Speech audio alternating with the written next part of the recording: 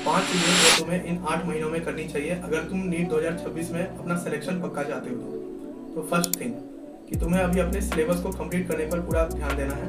और जब मैं सिलेबस कंप्लीट बोल रहा हूँ तो इसमें तुम्हारा लेक्चर कंप्लीट हो जाना चाहिए और तुम्हारे नोट्स भी डन होने चाहिए जो भी तुम्हें सर ने पढ़ाया है, और तुम्हारी क्वेश्चन प्रैक्टिस भी डन करनी चाहिए।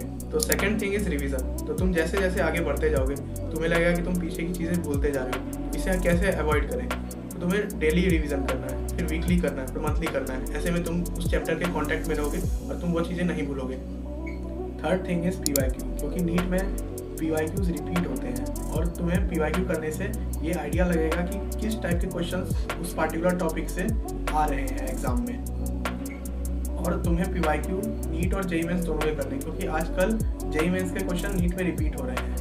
Fourth thing is mock test, क्योंकि मॉक टेस्ट से तुम्हारे 3 आवर्स की बैठने की कैपेसिटी बनेगी और तुम जो गलती करोगे उसे तुम्हें एनालाइज करना है मॉक टेस्ट के थ्रू, और तुम्हें उस गलती को रिपीट नहीं करना है, चाहे वो सिली मिस्टेक हो, कॉन्सेप्चुअल मिस्टेक हो।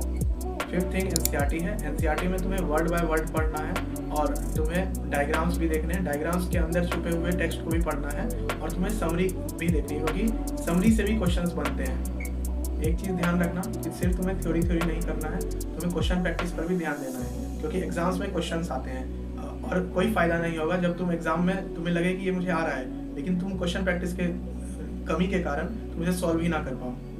कमेंट करना कि तुम इनमें से किन चीज़ों को लैक कर रहे हो।